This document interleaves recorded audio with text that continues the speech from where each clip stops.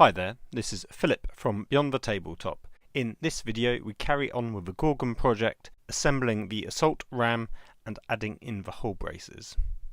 The next section focuses all on the assault blade, adding in the assault ramp to it, then adding in the secondary hydraulic arms. These are actually used for holding the hinge of the ramp in place into the blade, and then the main hydraulic arms are the main joint between the ram and the hull. So I've got the two pieces here. I've got the assault blade and the assault ramp. With the assault blade, it's quite easy to get it muddled up inside out or upside down. So it's quite important that this hockey stick section points upwards. This is the outside face of the Gorgon, and over to the right hand side, that's the inner side. You can see these little notches here which match up with the ramp. What you don't want to do is just place them on like this, because it doesn't actually close. This part of the ramp needs to actually go on the outside. So to do that, what you need to do is feed the ramp through the hole, keeping the notches on this side so they can lock in place like this, and then the ramp can close up. If I show you from the external side, you can see these teeth are going on the outside, and then the ramp can fall down or go up. The inside of the ramp had some horrible mould lines, so I had to smoothen that off with green stuff and sand it down. And just like the other ramps, I've sanded down the sides of the ramp along with the inner side of the ram.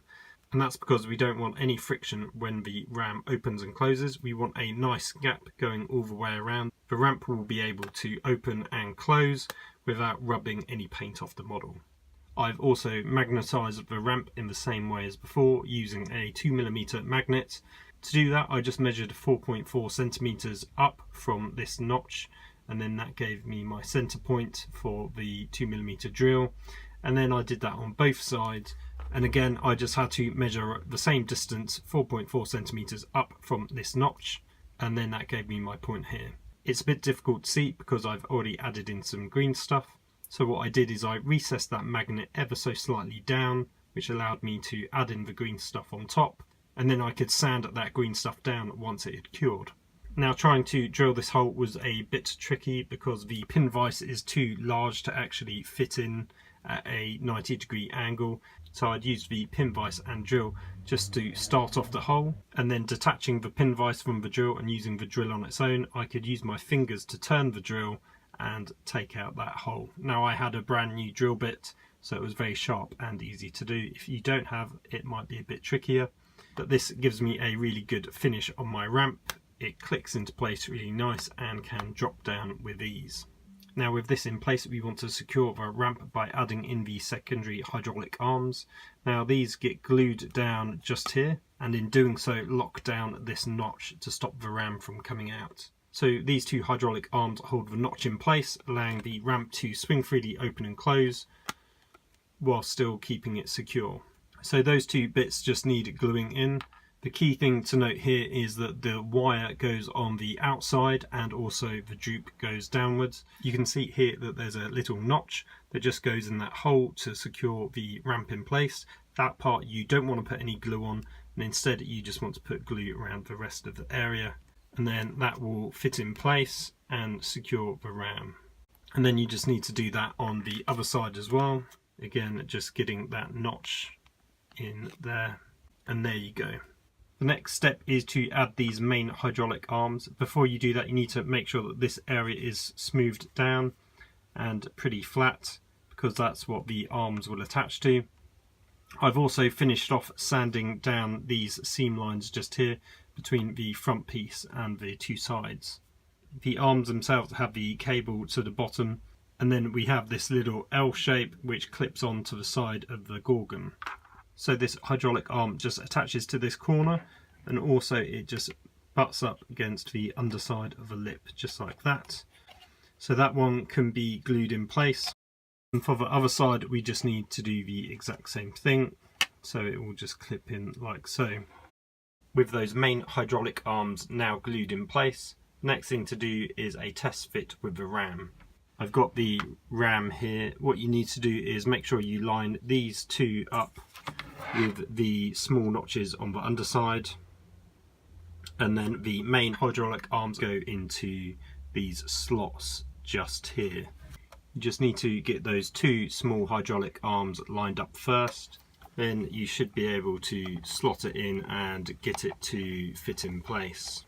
There's a little bit of resistance trying to get the assault ram flush with those hydraulic arms.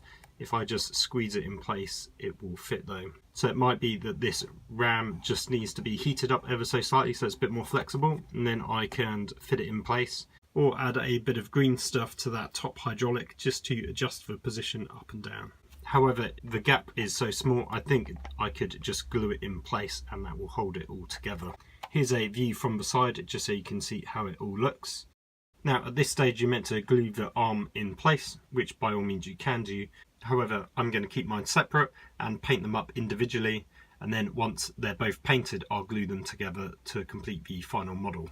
With that in mind, let's move on to the next step. It's the last step on this page and it's adding the hull braces to the top of Gorgon. Here are the two hull braces.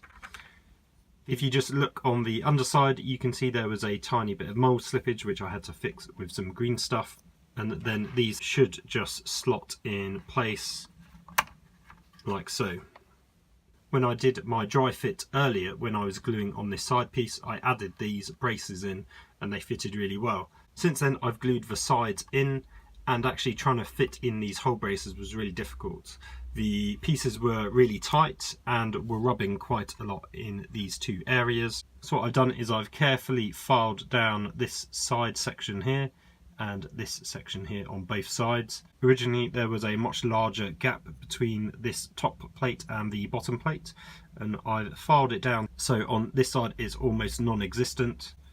And then on this side you can see it's actually pretty flush with that top plate on both sides.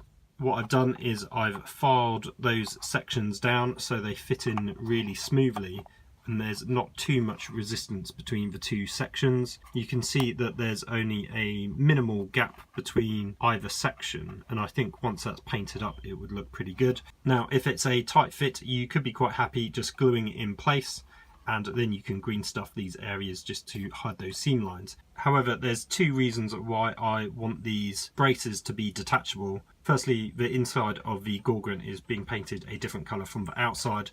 This will include the underside of the brace. So this section here will be painted white and the top section will be painted grey. So I'm going to have to paint up the braces and the Gorgon separately, and then once they're painted I can slot them in. And because of that I don't want any of the paint to rub off when I drop this piece in. Now another reason why I want these braces to be removable is because I've got these Gorgon troops. Now you get enough rows to fill the Gorgon completely. They do pretty much just drop in like so. However, it will be a lot easier to drop those models in without the braces fixed in place. It will also be a lot easier to paint up the inside of the Gorgon without these two braces in the way.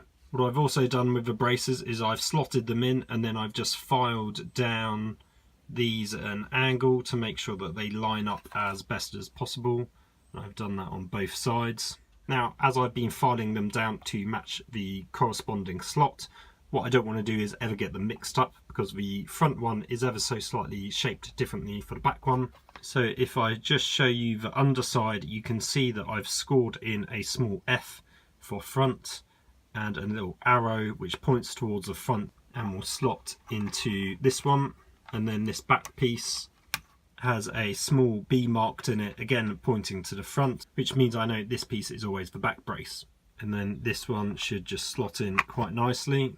And again, there's not too much resistance either side. So it's at this point where the main components of the Gorgon are built. There's still some finer details to still do. Let's just have a quick recap of what we built. I've got the main Gorgon hull. I've got the two internal areas that I've already painted up. There's the driver's cab, and then the interior rear entrance. I've got those masked up to protect them from when I'm painting the rest of the Gorgon. We've got the two track sides, which was the very first thing that we built. We've got those two braces that we've just done, and then we've got the assault ram. Let's just do a quick dry fit to put everything together and see how it looks. So we've got the first track unit, the right hand side, which just clips into place. If I just spin it around, we can add the left hand side, like so. I'll add in the braces next. So this one is the front brace, so I know that this goes this way round. I can just drop this one in, and then this one goes this way. And then lastly there's the ram. I've pulled back the view so you can see the whole Gorgon in the frame. Let's just spin it around so you can get it from all the angles.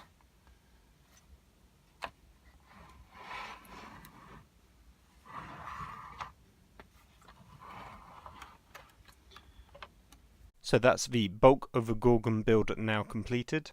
There's still some extra details to add in, such as the rear gunners and the sponsons. I'll be covering those in the next video.